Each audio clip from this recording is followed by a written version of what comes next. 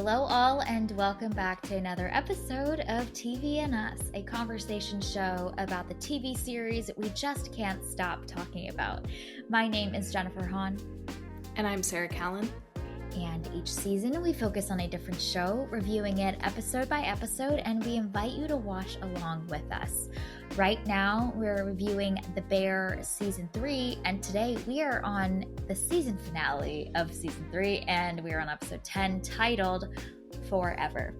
If you haven't watched it yet, this is your spoiler alert. Please check it out before continuing to listen to the rest of this episode. Okay, Sarah, kick us off with a episode summary for Episode 10, this finale. Another funeral. Oh my gosh. That's it. Another funeral. No That's the whole way. summary. Yep. That is such a slay, honestly. That's funny. It's so good. That is so funny. It's not even a full sentence. It's just two powerful 2 words. words that mean so much. And we got it. Yeah. Okay. And it's not wrong. We see another funeral in this episode. You're really right. do. IMDb summary. You nailed it. Mm-hmm. Okay, let's start off with our episode titles of choice for episode 10. What is yours? Mine is Nurture. Oh my gosh, that's mine too. Yes! Nailed it. Amazing. Wow. Did you have any runners up for this? I did, actually. One? What were your runners up? My runner-up was Sweet Pea Panna Cotta. Nice. My other ones were Wishbone and Needles. Ah, yeah. Those are good ones too. But we both chose the best one. So it feels fitting. Right? It just works. It does work. It frames the whole thing. Okay. Well, let's dive in. I feel like season finales are always really fun discussions because all of the thread lines and the story arcs that we've been following, they land somewhere. And the question is, are we satisfied with where they have landed? Do we think that they've landed at all? Tell me your thoughts, Sarah. I really appreciate how you phrased that and how you said that they all land somewhere. Yeah. The silence is deafening. I love it. I don't know how to talk about this episode. I know. And I don't know how to talk about this season because of all the things that we have already talked about. Just see our previous episode. Yeah. For reference. If I view season 3 as a whole unit, I am frustrated and I am disappointed. I even, after the finale, I wrote down in my notes, I'm annoyed, period. I hate it, period. That's how I feel. You are holding out more hope and waiting and patience for what's to come. I'm just upset. Oh, okay, cool. Yeah. I think that's where my conflict comes in. Yeah. If I look at it as one season, then I'm annoyed. If I look at this as the first half of an entire work, then I don't know, because I have to see the second half to make a decision about the first half. And so that's where some of my conflict comes from. And then even after this episode, as I was sitting there just being like, oh, what the heck? Why did they do this? It's an incomplete season. Then I was having this really philosophical debate within myself of okay, then what is a season? What constitutes a season? And who dictates that? And do I have an incorrect view of what a season should be? And so then I would just down this whole rabbit trail of oh my gosh, am I wrong? Am I the problem? I don't think that I am, but I'm open to being wrong. So I feel very conflicted about this episode and about the season as a whole, because there are elements in this episode, elements in the season where I'm like, this is fantastic. Yeah. And I love this. And then though, when I look at it as one whole work, when I look structurally at it, is when I get frustrated, because I feel as though my time has been wasted, which is like a weird thing to feel about watching a TV season, but I like, what did we do in this season? And we weren't working towards a goal. Nothing is really resolved. Like, what was the point, really? And we like spending time with these characters, and sometimes it's just fun to hang out with them, and they're like our friends or our family. So like that's cool and all, but like, what did we do? Nothing. We got to a cliffhanger, and now we have to wait another year until we see a resolution of anything. So I am a bundle of conflict right now, and I don't know how to talk about this episode. I don't know how to talk about this season because I don't feel like I have all of the information, and that is frustrating to me. But that is where we're at. Oh, my favorite review of this episode is, what did we do? What did we do? Sorry, I need to infuse more emotion into that. I can't just be like, what did we do? No, it's, what did we do? Yeah. Well, it's your feelings about the season have had a whole narrative arc too, because I'm also thinking about all of the times in our discussions on these episodes where you're like, so I'm not really sure what the goal is, but like maybe this is going somewhere. And I feel like we've gotten a full trajectory of that whole narrative too, which is wonderful to see. There was more of a narrative arc of your feelings and questions than perhaps there was in the overall framing of the show's season. So that's neat. That's cool. Okay, the spiciest line in this episode was just uttered. Like, nailed it. I do think your thought, though, is accurate in that there are these strokes of brilliance in this season.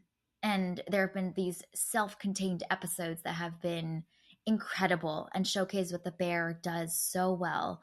And I really think they live as individual short films. So perhaps we should view the season as an anthology of vignettes and short films, kind of like Ballad of Buster Scruggs by the Coen brothers, like a collection of thematically, related ideas. But you're right. The overall structure, there's no umbrella to tie it all together. There's no forward momentum that we get in this season. And I think that the thing that I'm frustrated by is that, we can do a cliffhanger. We can do a first half of a 2-part story of 2 seasons as a whole thing. Great. That's fine. I could be on board with that. But there needs to be something satisfying that we are left with at the end of the first half. And I was not satiated by the end of this episode. I think that, and like, there's my feelings about just like the structure of this being like an unsatisfying first half. And I think we can be left with a cliffhanger, but still have the awareness of what's to come, but still be satiated. See Spider-Verse, I think it's Across the Spider-Verse. I forget, the Into the Spider-Verse and Across. I think it's Across the Spider-Verse, which is the second one in what is supposed to be a trilogy. And it does the same thing. Like, we're left on kind of this cliffhanger and we get the first half of a story.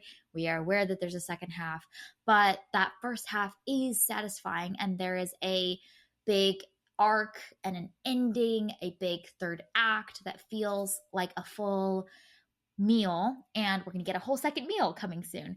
And I just didn't feel like we had a big splashy ending that feels satisfying emotionally. And honestly, like, there's so many thread lines and questions that this first half of, anyways, all of season 3 has been teasing us with. Claire, Sydney's partnership agreement, the conflict with Carmy within and of himself, conflict with Carmy and Richie, and like, literally none of them are satisfied in this episode, which I just feel like you've got to give us at least one of them that goes somewhere. You can't leave us hanging with all 3 of those all at once. At least we got the Sugar giving birth and Donna showing up sequence in episode 8, I think. So at least like one of them was resolved seemingly in this season, but there's still so many that the show continues to tease us with. And I just feel like we needed something in this episode to even maybe like satisfy us in some way, and then give us the insinuation of more as you resolve something. So that's what I was frustrated by. I think in general also this episode isn't the strongest, which doesn't help its case. There's a lot of telling and a little less showing, a lot of conversations that are like very philosophical and meaningful and important themes, but like characters are talking about what it means to cook, what it means to nurture, what it means to, you know, cook as a labor of love, blah, blah, blah. But I just wish we got more, we could see it. There's a lot of talking in this episode and not in a way that's interesting. It's like the transference of ideas from the show into my brain versus I want to see these characters also live that out a little bit. And I feel like we don't get that either. So on all fronts, I think I was definitely feeling spicy about the way that this episode is constructed and kind of caps this season. I think I enjoyed this episode more than you did. I don't know that I enjoyed the episode, but I mean that's clearly not a high bar to clear. Where does more? But those moments when we were just at the table with the chefs, I actually loved. Yeah. I was happy to be there in those moments. And then I think, which is going to sound weird to say, but those times when we would like go off with Carmy and do a thing is when I would get frustrated because I knew that nothing would be resolved. So I was like, why can't we just, if this is how we're going to do this, I just want to spend time with those chefs. And it's really cool because they got real life chefs to do it. Like those aren't actors. They're actual like really inventive chefs who are sitting around sharing. And it was also just so cool to see Sydney, who we just love, fitting into this group and being able to ask questions and to be their peer, really, which is just so cool to see and see her really thriving in that. And so I think I really enjoyed those moments. I loved the atmosphere of all of that.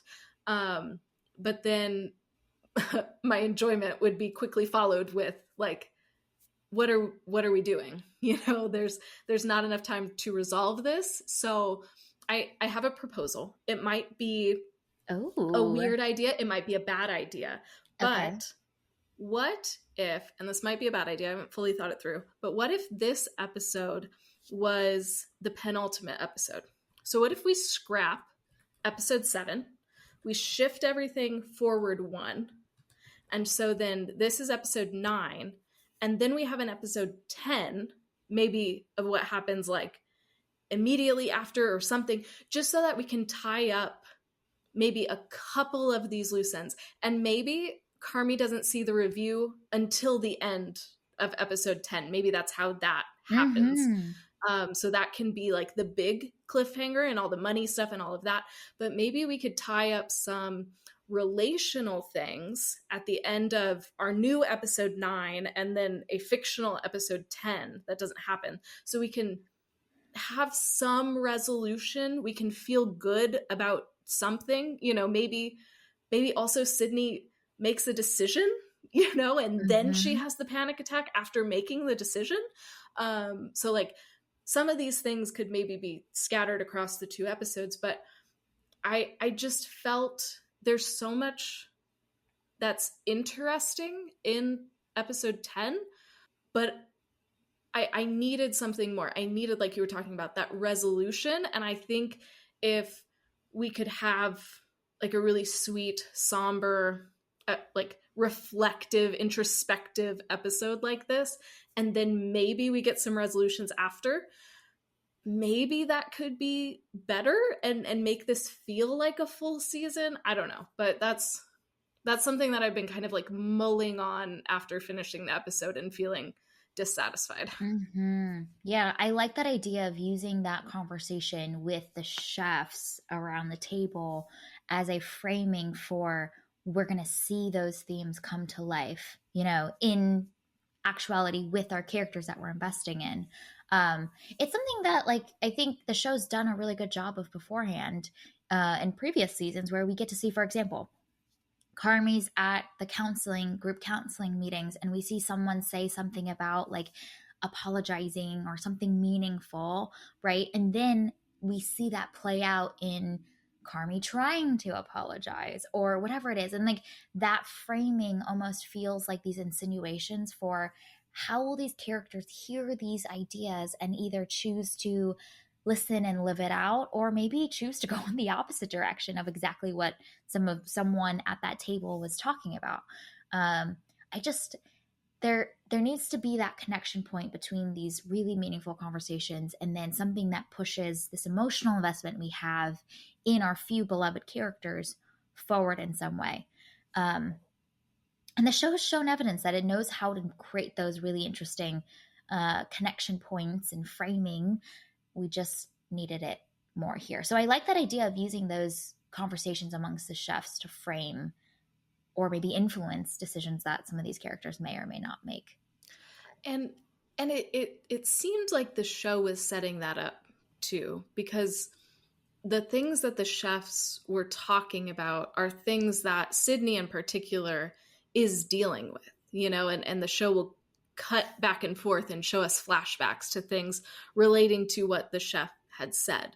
And so it feels like that's what the show is trying to do, but there's not enough time for us to see how that actually plays out because then the episode ends. And I think another piece of this is that the season opened with Carmi alone, beating himself up. And the season ends with Carmi alone, presumably beating himself up. I don't know who he's beating up, but like it seemed like in this episode maybe he grew a little bit after that confrontation with the mean New York City chef, but we don't know either. So even for where Carmi is as a person, he might still be in a similar place that he was in at the beginning, and so that's also unsatisfying. We see Sydney having a panic attack, so like this season has taken a toll on her, so she's in a pretty bad place, and we see Carmi maybe improving a little bit, but not significantly, and then Richie is burned out and not in a good place. So what I mean? Like all of our characters have kind of had this either flatline or negative trajectory in this season too. So I don't know, like how are we going to start season 4 if they're all kind of in the dumps right now? Like, yeah, it's kind of a downer. Right? Like, and I'm not saying that everything needs to be happy and everyone, like, no, we don't need to all be rosy and it doesn't need to be sunshine and rainbows, but like, it's kind of a dissatisfying journey all the characters went on to the extent that they went on a journey. And I don't know, it just seemed like a weird, incomplete place to end.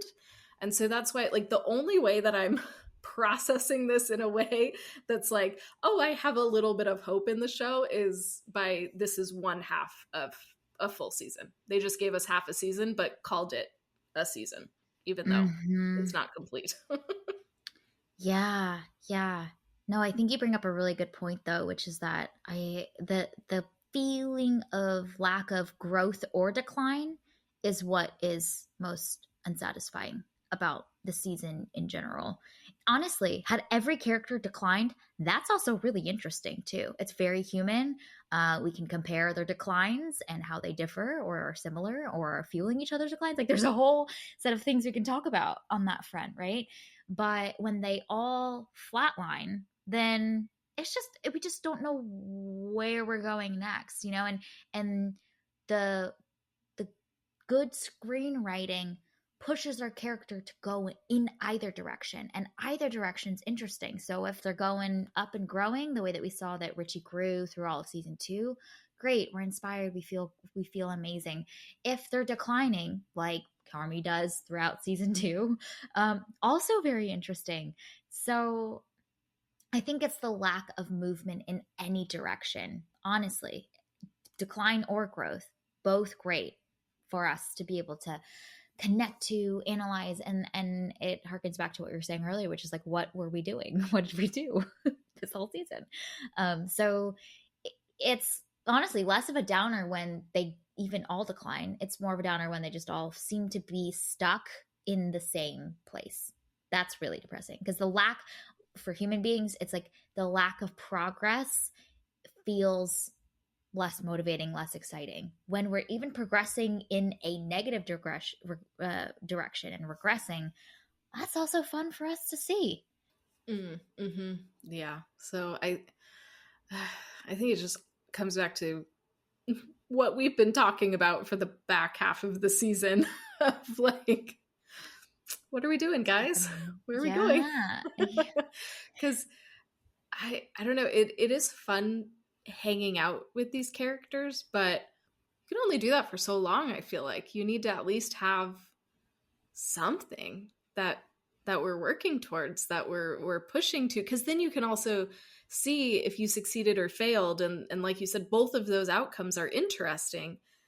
And even with this review, which they teed up mid-season, and then we got the extra stakes from Yeah. Uncle Jimmy in the previous episode, and we know there's a lot riding on this review, and it shows it to us in really, really quick cuts. And from what I was able to gather, because I did not rewind and look at it again, was that it was kind of mixed. And so, is that a success? Is that a failure? What does that mean? But again, it's this like kind of nothing result. It's a in the middle result, at least from what I gathered, and I might have missed things because it was so quick. But for me, that also wasn't satisfying. Like, Yeah. I almost would have rathered it be like a really scathing review, because then we would have a result and know what we're going into for the next season. Obviously, the money isn't good. Even if it is like a so-so result, there's still going to be money issues, and that's probably why there were so many calls from Uncle Jimmy and the computer. But I don't know, it just felt like another in the middle, and it feels like that's what we've We're all in gotten the for a middle. lot of the season, is Mhm. just another thread with no resolution. Yep. Yep. Yeah. Exactly. Exactly. Which is helping me better understand the commentary about the season that I've seen online now. You know, like Yeah. Yep. I've seen so many headlines and reviews that have been like, yeah, the Bear season 1 and 2 are really punchy. Season 3 is a little bit of like a slow simmer and lacks a little bit of the focus and like forward momentum and direction that the previous ones have. And honestly, like episodes 1 through 5, I was like, no, like we're back. We're so back. And like I mentioned earlier, there's been these strokes of brilliance of episodes that are honestly going to live in my brain for a long time. The Sugar and Donna episode in episode 8, the Tina episode that's a flashback. Like those are some pivotal pieces of television that's been put to the screen.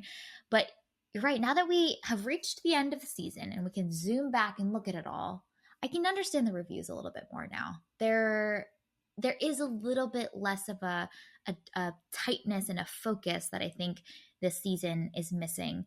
I was thinking about how there's almost like so many thread lines that were opened up and introduced in this season that maybe if we'd focused on a smaller number of them, we could create the drama and the momentum around them to push the plot forward, and therefore to create those moments of pressure and tension to push our characters forward as well. So let's focus on the financial problems of this new restaurant. And then how does that create tension and drama and growth or pressure between Carmy and Sid and Carmy and Richie and Sugar and the rest of the group? Like that is a pressure cooker for drama, and then therefore our characters to grow or regress. Like let's just use one external forcing function to then usher in these character dynamics. And I think that's the model that seemed to work really well for the first 2 seasons of The Bear. And we kind of have so many opened up thread lines that seem somewhat, some of them unrelated to each other too, that I think makes us feel a little bit more wandering. So there's this whole like separate thing with Richie that he's experiencing with the wedding. There's Sugar being pregnant. There's Sydney with her partnership agreement. Like they're not tightly wound together, and those stakes aren't really as clear for how they're integrated. So therefore, I think it feels like there's a lot for us to keep track of and not a clear, tight direction that we're running in. You know what just occurred to me Yeah. is the first 2 seasons, Like, yes, they're about a restaurant and doing all of the things or starting a restaurant, whatever. Like, it's those events happen, but those events are all the vehicle to study the characters and the character Yes. dynamics. And like Yeah. the first two seasons, like you're saying, are totally character focused, and everything reveals something about a character. We understand why Carmy does what he does. We understand, Sydney's reactions to certain things and the way that her character kind of unfurls over the couple seasons, and we really get to know her. Like, everything is revealing something about these characters. I don't know that we get a lot of that in season 3. Mm. And there are things that I like that the show does, but I don't know that we get these like deep, profound character revealing moments like we did in the previous 2 seasons. And like I can't think of any except for like Donna Sugar and Tina, like those 2 episodes that like really excel. And then I mean, we see more of Carmy's anxiety, and so like that is part of. But like, I think that's all that I can think of. Well, I'm just cracking up because I feel like, honestly, the characters that I've learned the most about are the facts. It's Neil and Theo this season. I feel so much more connected to them than I have in any of the 2 previous seasons. So that is the deep character moments that I feel like I've gotten this season. Yeah. So if that says anything. Yeah, those are the characters that I want to know about the least. I can only handle so much of them when they're together. Neil is fine. Neil is always welcome all the time. But when there are multiple facts, I need them in small doses. I just can't. It was lovely to see them showing up at the after party at Sydney's apartment, though. I was like, that is an appropriate use of the facts. This is perfect. Bring them on for the party. That's so funny. We do get to know those 2 quite well over the course of the season. That's not what I'm looking for, though. Yeah. No, I think it's a really great point. The problem is, even the like character, really amazing character revealing moments that we've gotten, like the Tina episode, like the Sugar episode, they're divorced from the primary plot line, which is the problem. Like, they're happening, but they are not happening as a result of these external forces, and the impact of their choices when they are character revealing moments also don't impact the primary plot line that we're riding on. So I think that's another problem too, is that in the previous seasons we get these character revealing moments, and then someone does something as a result of pressure, stress, revelation, growth, that then changes the course of this team dynamic or this goal that they're on. So for example, Carmy's under stress. He makes the decision to offer up some really insane offer to Uncle Jimmy in a moment, and then boom, this whole team is thrown into something new.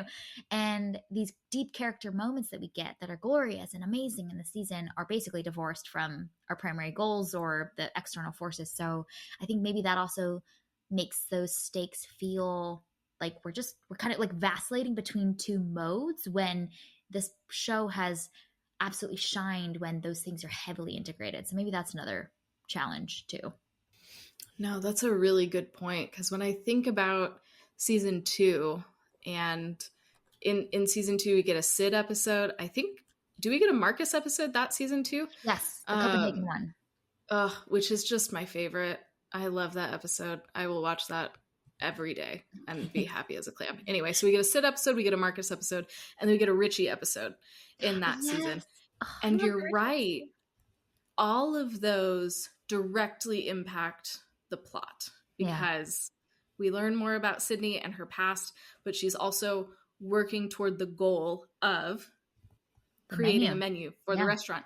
And that's adding in additional stakes in that episode about the restaurant and how risky it is. Mm-hmm. planting those seeds of tension between her and Carmi, all of that. The Copenhagen episode, so good, reveals about Marcus, reveals about the work ethic, shows Yes. Carmi's history too. Yeah. All of that in this just exceptional episode of television. I will never stop talking about how much I love the Copenhagen episode, but I will stop now.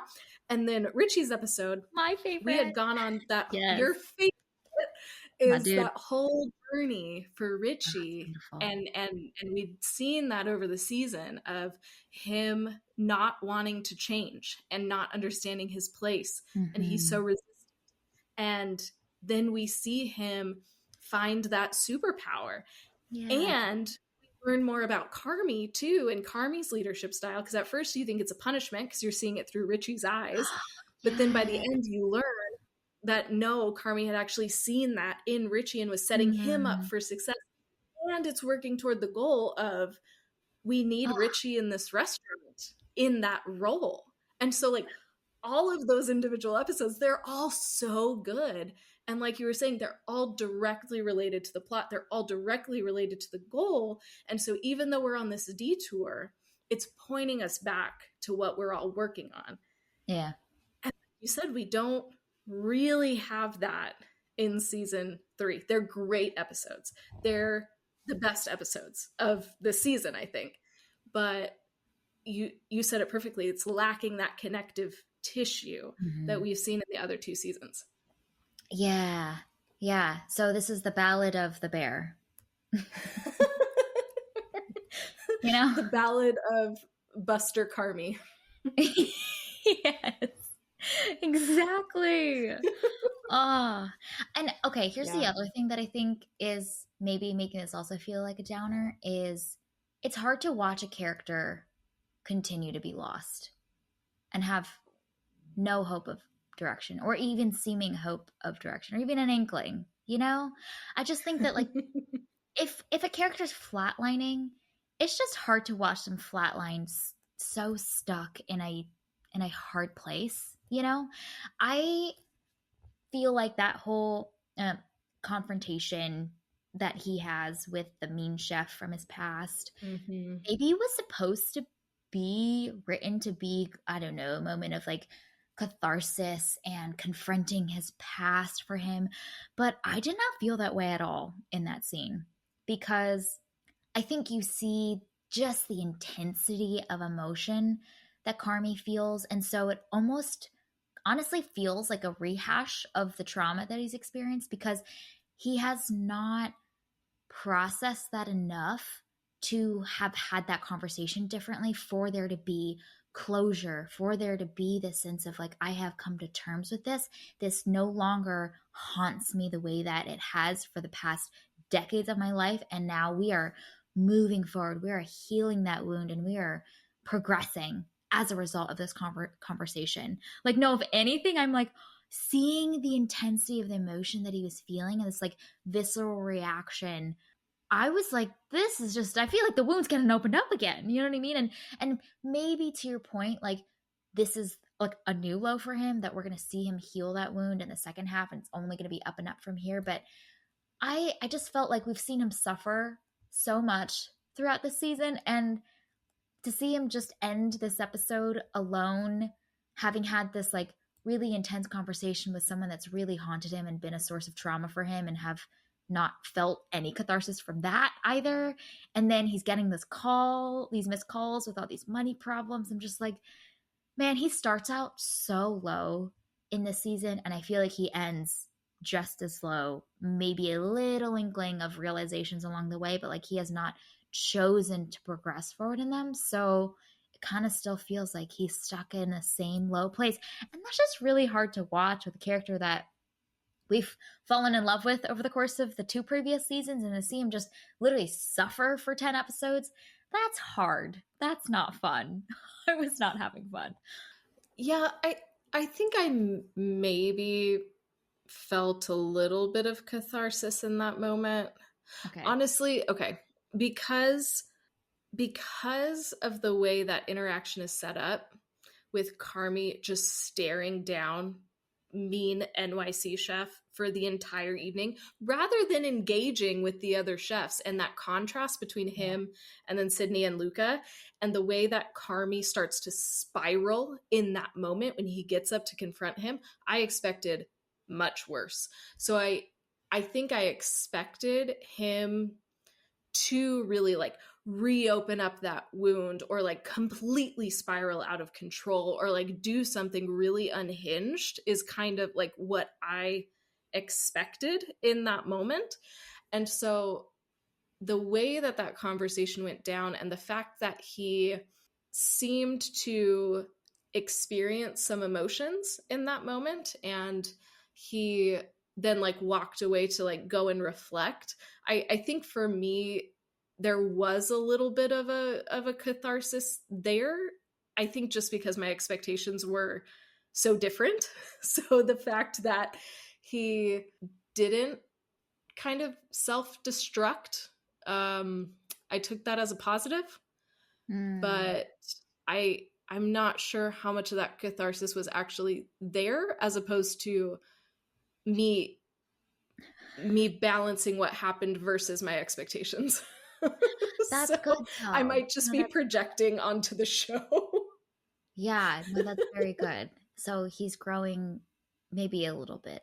No. A little bit. I had my magnifying glass out and I was hunting for growth. I was trying real hard. Oh, the mental image of you with your magnifying glass looking desperately for our dude. I was trying real hard. Even a crumb of growth. We're waiting. We have been starved for the entire season. I've been starved for growth. Okay, I've been waiting. I think I said I've got to like go back to episode 1, a review, where I was like, okay, Carmy's starting at such a low. Where can we go? Like we can only go up from here, and we do not go anywhere. That's not fair. We maybe make a few steps forward, because he's admitting to people in his community. He's admitting to the facts that he wants to apologize, but it's hard. Like that's really good. That's really hard to do, actually. Yes, absolutely. So, yeah. It's good. We've got our crumbs. Thank you for providing the magnifying glass. This is very, very useful. And okay, so I'm pivoting us again away from this episode. The other thing that I keep thinking about, having finished the season, is like how excited I was at how this season started. Like episodes 1, 2, and 3 are so interesting. And I really love the way that things were set up. Of Carmy is isolated and alone. He is kind of self-destructing, and we see the harm that he is doing in being an agent of chaos in and of himself. And then in the second episode, we see how that directly affects the humans that he's in relationship with. And that's such a fun dynamic episode too. And then episode 3, we go out even further and we see how Carmy's actions in episode 1 have affected the business. And we can see these choices rippling out for like the people closest to him, and then further out, the customers. And I just thought that that was such a fun way to start the season, and such a fun way to frame what Carmy is going through, because his mental space and how he's processing information doesn't just affect him anymore. And I don't know that he realizes that. And that's how we start. But then there's really no resolution of that, because Carmy he's maybe a little bit more aware by the end, but nothing tangibly has changed. And they're still doing a new menu every night. The restaurant is still losing money because of all of these things. His staff is overworked and exhausted. He is ignoring Sydney and treating her like dirt. Like nothing has changed. So I almost feel like there's a mismatch there. This really beautiful, strategic start of the season, and it's really creative and fun, and I love it. And then we don't really do anything with that. And I think that's also part of my disappointment, is it was such a strong setup. Yeah. What did we do with it? Yeah. That's an interesting point too. Yeah, because the pairing of the succession, I should say, of episodes 1, 2, and 3 is genius. You know, like episode 1 was that really reflective, we're in Carmi's mind episode. Then we go to 2, which is like very much the one that we joked was felt like a play. Everyone's jumping, conversating and fighting and coming in and out of the kitchen, but no one's doing anything. It's all spoken. And then episode 3, there's this big action sequence where everything's going wrong and people are getting cut by the dishwasher and sauce is flying everywhere. And so we see the physicality of things going wrong. And then it kind of, I think then the question is, now where will we go from here? And I think that inflection point after episode 3 needed to have been something that pushes us forward. And I think because we don't, then I think that's when your question started coming up, like, okay, now what are we doing? Yep. In this season? Because we do ride this incredible forward momentum wave from those first 3. It feels like we're like strapped in, ready to go on a journey. And then we kind of have a tasting flight of different people's experiences, like Tina flashbacks and Sugar giving birth. And then we get kind of a little bit lost after that. But you're right. That's so true. I forgot how strong the first opening couple of episodes of this season were. Oh, they're so good. And Jen, you know what I just realized too? Another really important thing that wasn't resolved is Marcus's dessert after his mom. His violet dessert. We still haven't seen it. Oh my gosh. This show resolved almost nothing in this season. And this comes back to my philosophical debate within myself of what is a season? Like, what are we doing? Can we just call anything a season? Is that fine? Do I have a wrong definition? Like, what are we doing? Am I missing something? It is a generous question to ask because a season is a full dining experience, okay? It is a full 10-course meal, and we need to end with dessert. And we didn't, because we didn't get to see Marcus's dessert, and I am upset. I feel like we ended like after the appetizer. Like, you're not satiated. You're kind of still like, you're hungry. You're ready for the full course meal. What's going to come next? But we end after the salad course. I'm still hungry. Yeah, that's definitely how it feels. Yeah. And then we have to wait a year to get the second half of this course. And maybe it's going to be great. And then we'll have full context and I will be happy to eat all of my words then. That's totally fine. But I just wonder the strategy behind doing it like this, because to me, it's not a satisfying season. And so, yes, I will watch season 4, but now after that finale, I'm not excited to watch season 4. And I'm so curious about why they went this route when, I don't know, it just doesn't feel satisfying to me. Yeah. I wonder what the intention or kind of thinking process was. Like, it is a challenging thing to do when you've got 2 like absolute banger seasons, and the desire perhaps is to be more creative or think outside of the box or do something different and like play with the structure, which is kind of fun, honestly. Like, love it. Like, let's play with how we think about how we're going to structure these next 2 seasons that we've got going on. But the experiment so far is not working successfully.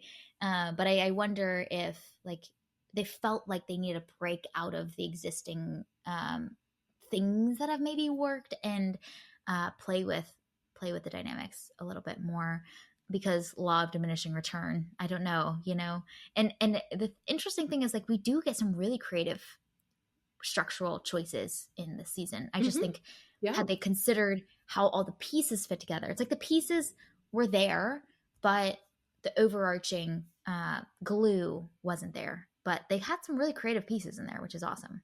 But that's not what a season of television is. It's not a series of short films. It is a cohesive forward momentum feeling of progress towards a satisfying ending that can leave us on many cliffhangers, but we just needed a little bit more.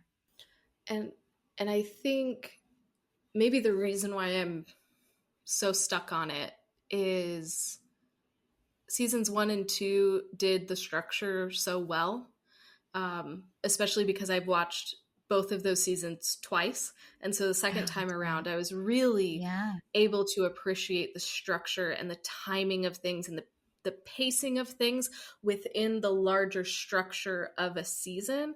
And I was blown away in both seasons. And so I think I also came into season 3 expecting that too. And like we just talked about, it starts out brilliantly. It's so exciting to watch, and it is creative and different and inventive and all of these things. And so I think all of that has maybe led me to be a little bit more disappointed than I might normally be, just because the show has shown us for 2 seasons that it really excels in that aspect. And this season just didn't work out that way for me. And I think that's why I keep going like, well, it's one half of a season, so like I can't really judge it, because that's the only way that I can make this make sense, because the first 2 seasons are structurally so strong and so interesting. I'm like, okay, it just has to be, I have to wait for the other half for this to make sense, because right now it doesn't make sense. Yeah, I see. I like that hopefulness. That's very good. I am going to adopt and photosynthesize some of that into my being as well, because I'm just pissed. I'm like, I think season 4, I'm sure will be wonderful and fabulous, and all of these threads will come together beautifully and be threaded beautifully. But I'm like, if you tease me with these things, I need a little bit of something. You can't just leave me hanging. You know, like honestly, had they even just had a little bit more, I think I would have been a lot more satisfied. Like, just give me like a reconciliation little moment between Carmi and Richie. Leave all the threads still open. That's fine. But just one little thing in this episode would have been enough for me to be like, all right, I love it. Let's rock and roll. We still got questions. But there was like literally no threads were resolved in this episode. And that's my problem. Just give even 1 out of the 4. I will be good with. So... I did wonder when we see towards the end, Carmi is just like walking around at night alone with his phone in his hand. I was like, oh, is he going to call Claire? And I was like, that's such a layup too. You have your phone literally in your hand, and we don't even need to know what the conversation is. It just needs to be a, hey, Claire. That's it. Like, you don't even need more than that. Yes. Because him calling is the character growth. Yes, exactly. I don't even need to know that she forgives him and they end up together. No, I don't need any of that. For the character, the act of choosing to call her is huge. Even if she doesn't even pick up, just his willingness to put himself out there and begin to reconcile is the growth, like you were saying, for that character alone. And like you mentioned, it's not actually about these like external factors of the events of what happened. It's for the character. We're just proud of him. We're so happy for him that he even tried. Such a tease. And if anything, what we got was more insinuation and teasing of what we already knew, which is that there are financial troubles. We already knew that. That's a good point. Sigh. I know. When he pulls out his phone, I'm like, yo, here we go. Yeah. Nope. The other thing, I'm just going to continue ranting about this episode. So excuse me. Yes, please. Feel free. You have the floor. Other thing that I was slightly annoyed by, well, slightly is generous. I was annoyed by this, is there's a whole speech that Chef Terry gives, which is beautiful and wonderful, about how it's the people that you remember, not the food. It's not about the work. It's about the people, blah, blah, blah. It's an amazing theme. I love it. I think it's too much of a rehash of something that we've already seen, and it was so effective then with Mikey's whole bit with Tina, where it's in the middle of this moment between them where he's talking about it being about the people, and he's also living it out and putting her first and making her feel seen. And I feel like Chef Terry's speech, while wonderful, and Chef Terry is amazing, and it's a really meaningful speech for the moment and for ever, and all the team members that put their heart, blood, sweat, and tears into it and their heart and soul into it. I just feel like for us as a viewer, it's a rehash and a less effective rehash of something that we've already seen. And it was amazing the first time we saw it. So I feel like law of diminishing return there also felt a little bit like we know this.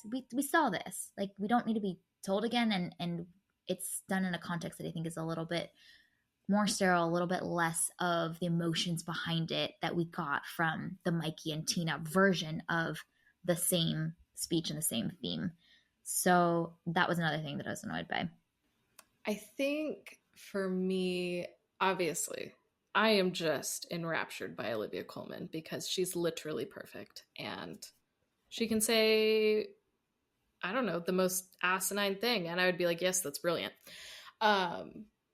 So I was kind of wrapped up in her magic. I think I was also maybe more focused on Carmi, and because in this episode he is still isolated and alone, and over the course of the entire season he has had opportunities to see the people that he's working with, and that's been a theme of the season, and he has not. And so I think in that speech, I was like, okay, is Carmi finally going to get it? Because even when he's surrounded by all of these chefs and he's able to connect with other people, he is choosing not to. Is he going to finally see the people? And as these chefs are talking about what's really important, you know, even going to the flashback to Chef Thomas, who's showing him how to do this chicken business, and is so loving and patient and kind and wonderful. Like, we've seen so many opportunities for Carmi to learn this lesson this season, and he hasn't. And so I think that's the lens that I came to that speech with was, is this finally going to be the person who can communicate to Carmi in a way that he will listen and understand and change his behavior? Because nothing else has worked. And that's the problem with the next conversation that they have, where it's just the two of them. Which I was like, oh my gosh, here's the moment. Like, the magic of Olivia Colman gonna come through and pierce right into his soul. And it's gonna sink deep. And it's gonna be these words of wisdom. And he's gonna realize, no. I mean, I do think that what she says is going to, I'm sure, come up again and be resonant in season 4, where what she says is really beautiful. Honestly, it answered one of the things that maybe that's where I was somewhat satiated. I was curious to see like why Chef Terry didn't want to do this anymore and was looking for something different. And she says this beautiful thing of like, I want to live. And I thought that was a hopefully meaningful moment for Carmi, but it's almost like that needs to come earlier. Like, we need to then see how he does with that. And I guess we just, again, have to wait for it. But man, we just, again, it's another setup where we have to wait for the payoff again. And I needed this episode to be more payoffs. Yes. Yep. Because I think you need a balance of payoffs and cliffhangers to keep engaged. Yeah. You know, I think that's how I felt after this episode, was like, I don't even want to watch season 4 now, which is wild because there's so many threads outstanding, but it was just like, really? Like, I think I just was so disappointed that nothing got resolved, and it was all so up in the air that I was like, well, why bother? Which is wild. We will watch season 4. Like, I'm obviously going to watch it and find out what happens. But I think there wasn't that balance there to make me excited about keeping watching. Yeah. And that's just such a bummer, because after both of the first 2 seasons, I was like, yes, the bear, let's go. I'm ready. I'm pumped. I want a new season. I want these characters more. And then after this one, I was like, ugh, God, really? Yeah. What a bummer. That's the thing. That's the interesting thing about storytelling, television screenwriting, and film screenwriting is that it it's so similar to what we talk about a lot in the game design world, which is that there is a very delicate threshold where the game is difficult enough that you want to keep playing and trying, and it's challenging, that it's fun and engaging, but also not too difficult to the point where you're frustrated and overwhelmed and exhausted and you're like, I quit, I don't want to play this anymore. And that delicate balance of how to progressively change and tune that difficulty level is like such an art. And I think the same thing is the case with narrative storytelling. What is the right threshold where we're wondering, we're curious, we're waiting, there's tension, we're curious and finding out how this is going to be resolved, and waiting long enough, but not waiting too long to the point where I'm like, I'm tired. I've been wondering for 10 episodes and I'm tired now. And I want to know. Or the alternative, like you mentioned, is give us enough of something that, okay, we're willing to keep waiting for this other thing because it gave me the satisfaction of something else. And that very delicate balance of knowing what storylines to maybe resolve and then kick off a new one, and then maybe this other one has been constantly in tension and in waiting. That is a challenging balance to do. And especially I think when there's so many characters and so many intersecting storylines, there's just a lot more variables to play with and tune with that can also make it a more challenging task. But also when it's done well, it really does work. Yeah. And the first 2 seasons did that. They did that and very I don't well. feel like this season did. Yep. So cool. Maybe season 3 of The Bear in Our Brains can just be episodes 1, 2, and 3, and then we're done. That's all. The season's done. It's a 3-episode season. Well, and we can include 6 and 8. Yes, because okay. those were love that. Okay, Very so good. it's all great. Right. We got love it. And honestly, nothing else of note really happens for some of these characters. That we could probably start season 4 and feel great going in. We've got all the context we need.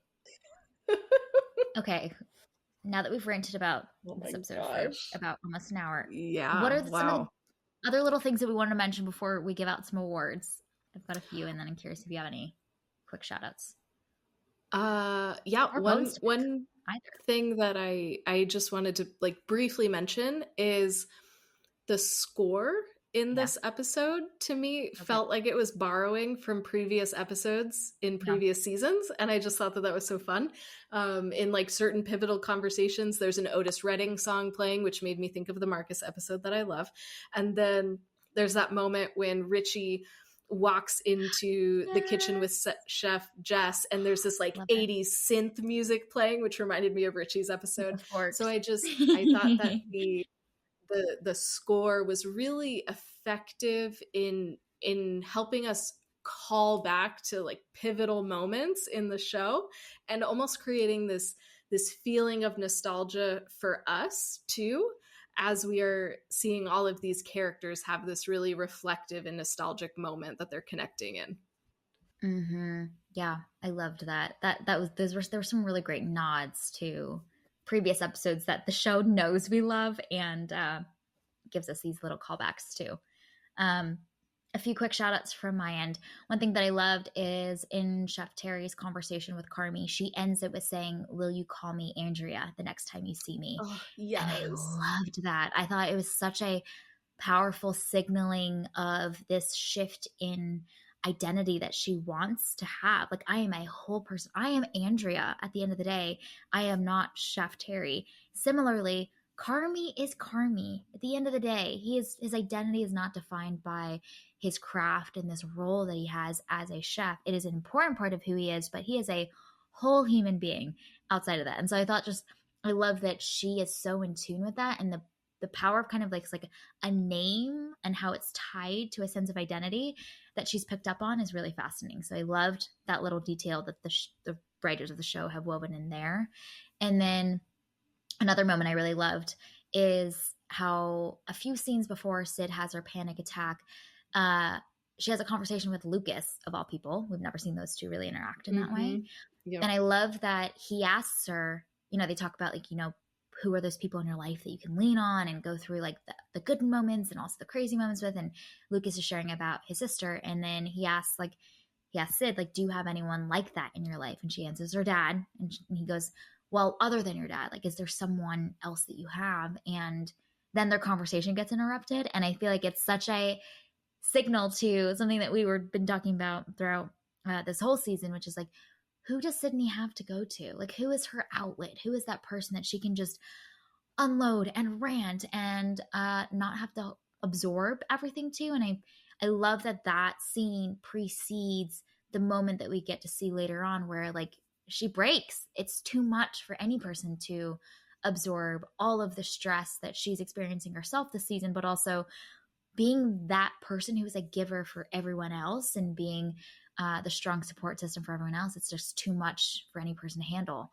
And so I love that. Like, I don't know if Lucas picked up on anything, but I just love that the show wrote that into this. And I'm sure we'll see the growth and the, her picking up the pieces and all that stuff and moving forward in the season 4 after that. But the show is very in tune. You see, like, there's these great moments and details that the show is weaving in that are awesome in isolation.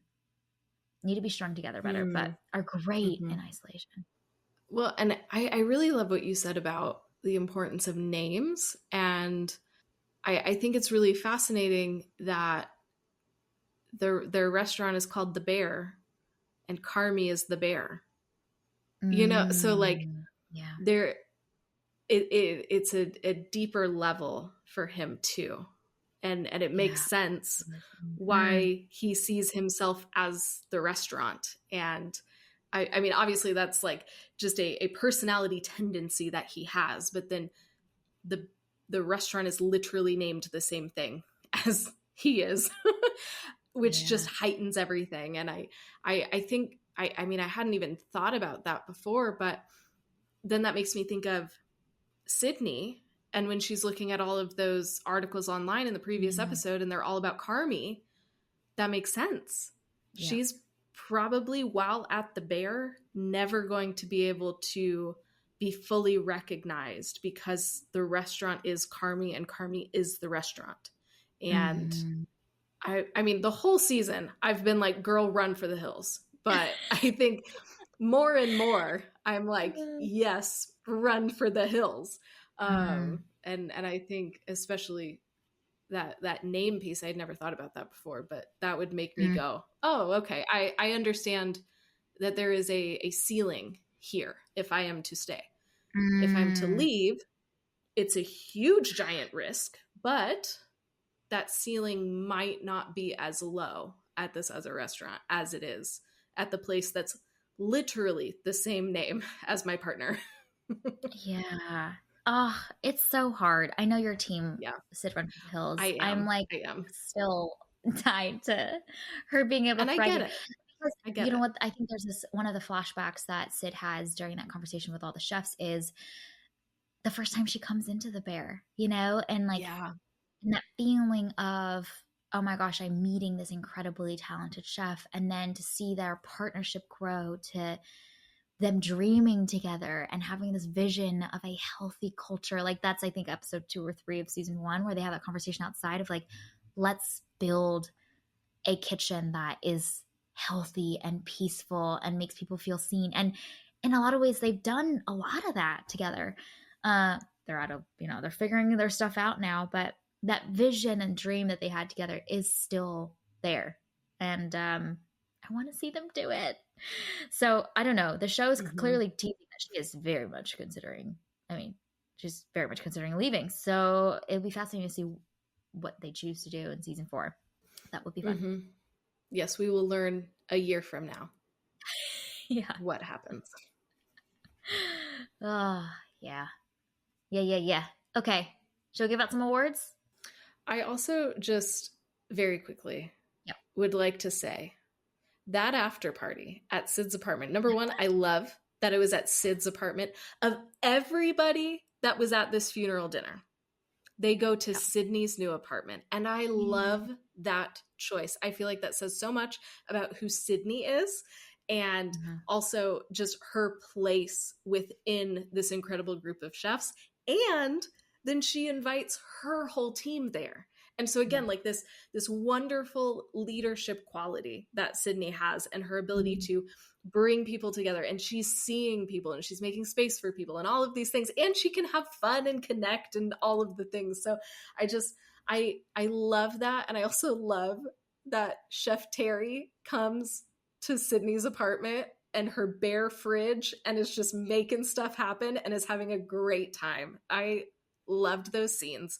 I would like many minutes of deleted scenes from the after party, because I would watch those and be happy as a clam because they were so fun. Yep.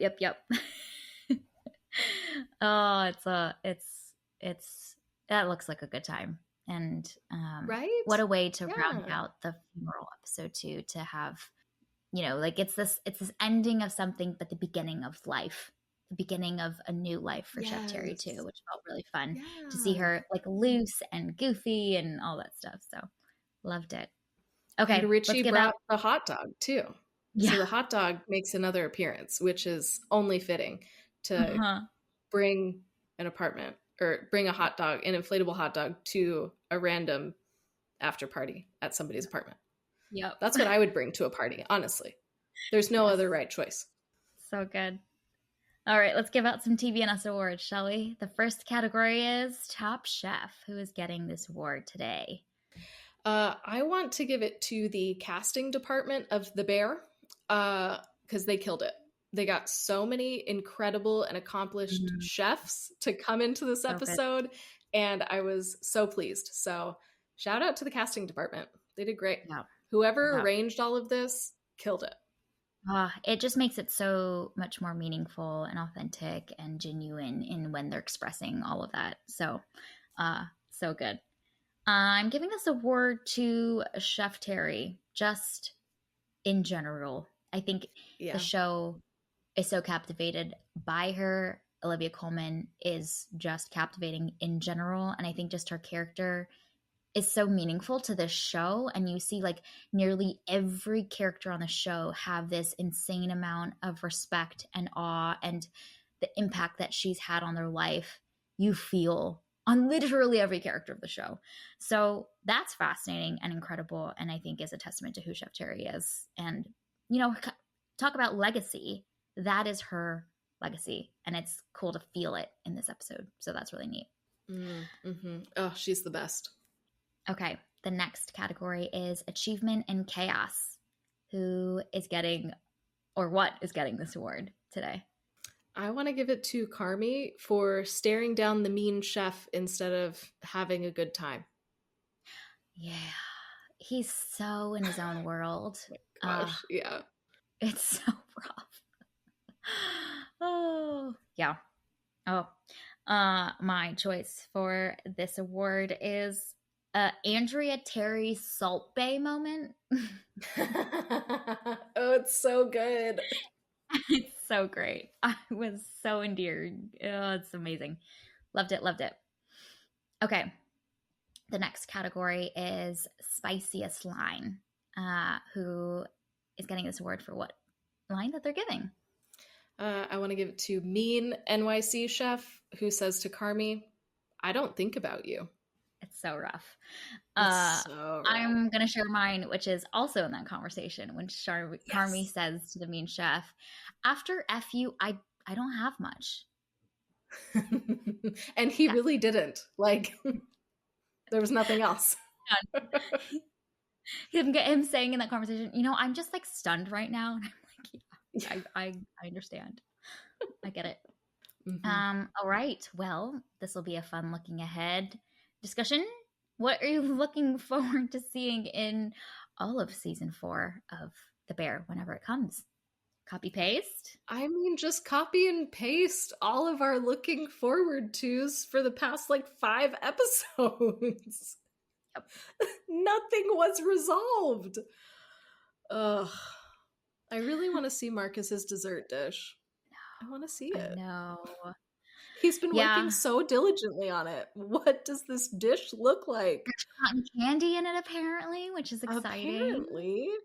Very He's got that whimsical, very purple dreamy and gel whimsical. business. He's got the Yes. meringue stuff going on. Like, what is this thing? I want to see it. Yep. But yeah, just copy and paste from the past 5 of our reviews. Yeah. That's what I have written here. Is just copy paste. So yeah, in season 4, I would like some resolutions I agree. of anything, really. Yeah. I would like Oh, some man. progress in episode 1. Yes. No, we're going somewhere. Something happens. Yes. Please. Oh, please. Can we have a direction? Yeah. Can someone have made a decision? Like something. And I think that's the other thing in this season. Where they're at is unsustainable. Yeah. And I think we cognitively understand that. So we need something to change, but nothing changes in the season, even though it's unsustainable where they're at. Yeah. So I think that that's really frustrating to just sit in this uncertain, unsustainable moment and have very little change happen. No decisions are made. That's interesting. So we need decisions made in season 4. Yeah, and I think what's interesting too is like the forcing functions that we thought would force a decision also don't force a decision. So, for example, this whole funeral forever, we're like, well, of course, Sydney, Carmi, Shapiro, they're all going to be there. So something has to happen, or there's going to be a confrontation, and like they don't.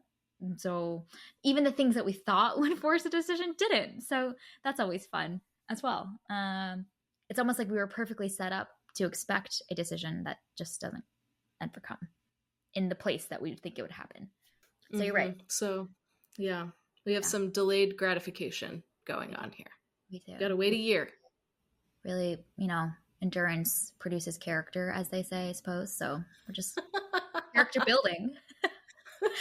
Excellent. For ourselves. Thank you, the bear, for helping us build our character.